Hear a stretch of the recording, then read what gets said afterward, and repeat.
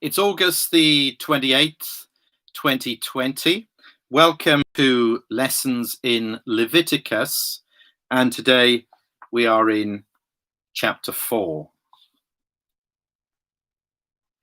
The Lord said to Moses, "Say to the Israelites, when anyone sins unintentionally and does what is forbidden in any of the Lord's commands, if the anointed priest sins, bringing guilt on the people, he must bring to the Lord a young bull without defect as a sin offering for the sin he has committed. He is to present the bull at the entrance to the tent of meeting before the Lord. He is to lay his hand on its head and slaughter it before the Lord.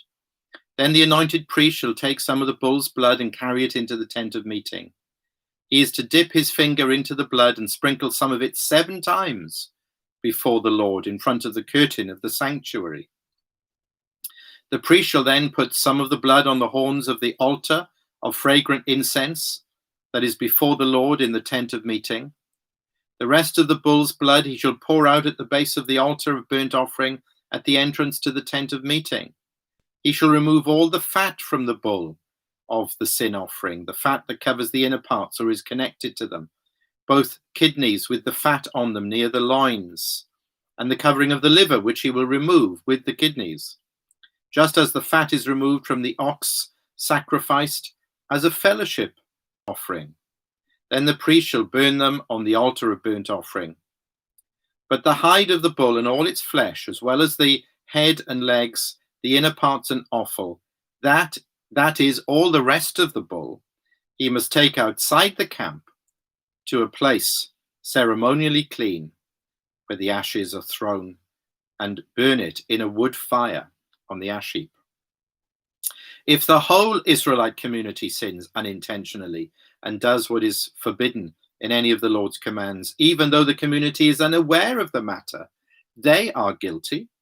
When they become aware of the sin they committed, the assembly must bring a young bull as a sin offering and present it before the tent of meeting. The elders of the community are to lay their hands on the bull's head before the Lord, and the bull shall be slaughtered before the Lord. Then the anointed priest is to take some of the bull's blood into the tent of meeting. He shall dip his finger into the blood and sprinkle it before the Lord 7 times in front of the curtain. He is to put some of the blood on the horns of the altar that is before the Lord in the tent of meeting. The rest of the blood he shall pour out at the base of the altar of burnt offering at the entrance to the tent of meeting. He shall remove all the fat from it and burn it on the altar, and do with this bull just as he did with the bull for the sin offering. In this way the priest will make atonement for them, and they will be forgiven. Then he shall take the bull outside the camp and burn it as he burned the first bull. This is the sin offering for the community.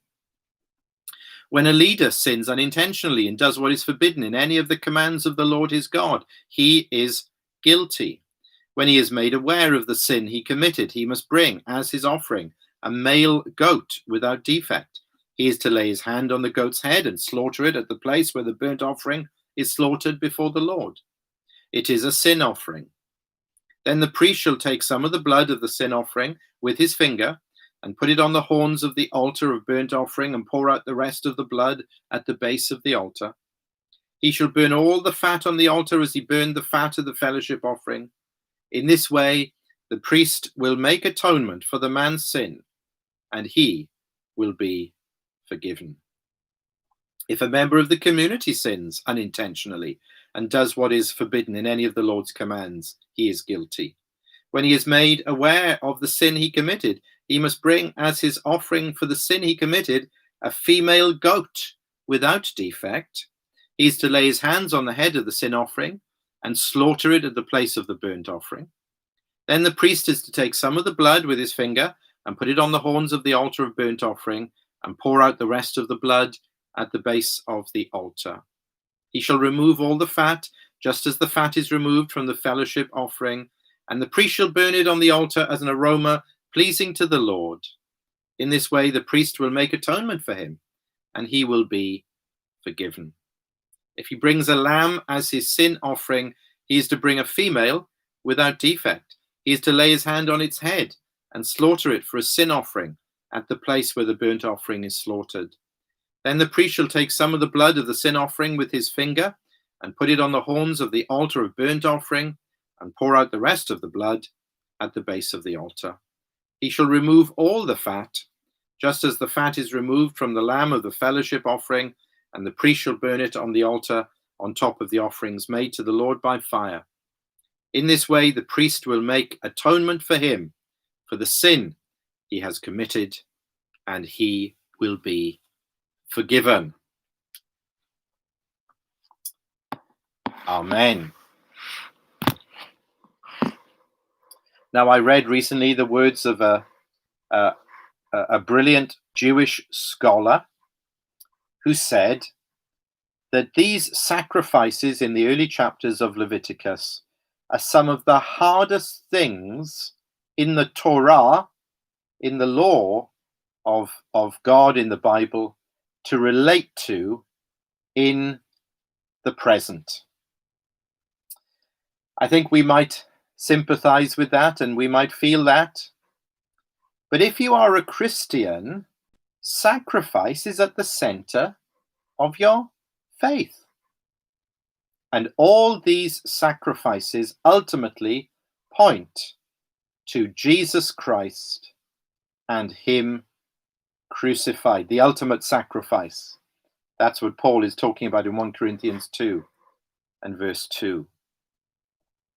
And nowhere do we see this more clearly now than in chapters 4 and 5 in what's called the sin offering.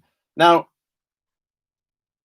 again, it might not be obvious reading it for the first time, but the first 3 sacrifices and offerings, they are voluntary. This one, however, is compulsory. The issue of sin is so vital to be dealt with. And it's telling us there's no other way. You must deal with sin this way.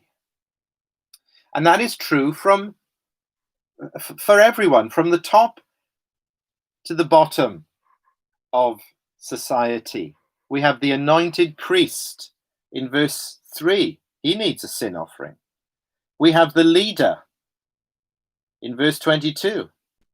He needs a sin offering. And right down to the most lowly Israelite, verse 27, if a member of the community sins unintentionally and does what is forbidden in any of the Lord's commands, he is guilty. And he needs a sin offering. In other words, everybody does. Again, we see there the diversity of the society of Israel, which is reflected in the diversity and the variety of the sacrifices. For the priest, he must bring a young bull. Verse 4. But for the ordinary Israelite, if we might call them that, verse 28,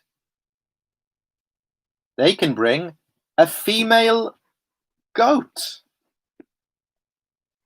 So there is some variety and diversity there. One thing that is a constant here is how this sin is described. Did you notice again and again? I'll just read verse 27 again. If a member of the community sins unintentionally and does what is forbidden in any of the Lord's commands. The sin that's being dealt with here, that's covered in this offering, this sacrifice, is unintentional sin. What does that mean? The word means literally to miss the mark. It means falling short.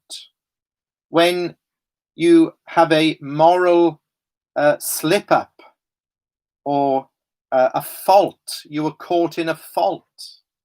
When someone says, I forgot, I didn't mean to. Now, surely, everybody, that's true of everybody. And surely that's not so serious, is it? God won't hold me accountable for that, will he? He'll just turn a blind eye. He'll just sweep it under the carpet, won't he? But oh no, all sin is serious. And even with this unintentional sin, a life must be given, blood must be shed in place of the life of the person if they are to be forgiven, if they are to be spared. It obviously begs the question, well, okay, there's God's gracious provision for unintentional sin. But what about when sin is deliberate and intentional? What about when it's deliberate rebellion against God? I mean, a lot of sin is like that. A lot of sin in my life is like that. Well, at this point in the history of Israel, there is no provision under the law. There's no sacrifice for that kind of sin. In fact, as you read on, I think things do change as you read on through the Old Testament. But certainly at this point, if you sin like that, deliberately, intentionally, rebellion against God, there's only one answer, and it's the death penalty. And this reminds us that while these sacrifices are a wonderful provision from God, and if you don't see it like that, you haven't understood them yet. This is God's grace, this is God's mercy, this is God's love, providing for a guilty, sinful people so that he can continue to be in their midst and they can continue to come to him and know him and worship him. While all of this is a wonderful provision from God under the law given to Moses, these sacrifices, they only cover sin, and they only cover certain types of sin for certain types of people. Of course, this is limited at this stage to Israel. So all of this is wonderful, it's gracious, but it's profoundly limited.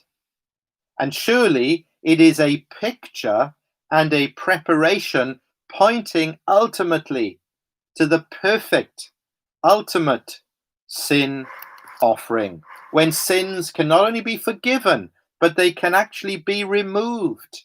Intentional sins, unintentional sins, secret sins, public sins, sins against God, sins against people, the sins of the Gentiles, the sins of the Jews. All sin? Yes, not at this point in Leviticus, but with the coming of Jesus, who is called in the New Testament a sin offering. And he is the ultimate expression and fulfillment of God's mercy, that he would look down not just upon Israel, but upon a sinful world and make perfect, total provision in this way.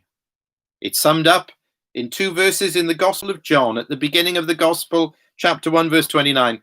The next day, John saw Jesus coming towards him and said, "Look, the Lamb of God who takes away the sin of the world."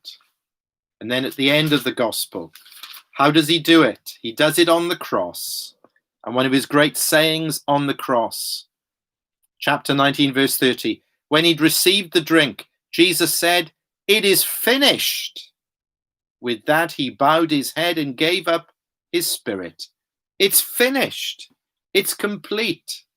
The work of redemption, the work of sacrifice for sin, the thing that was foreshadowed wonderfully but dimly in Leviticus chapter 4, fulfilled perfectly in our perfect sin offering, Jesus Christ and him crucified.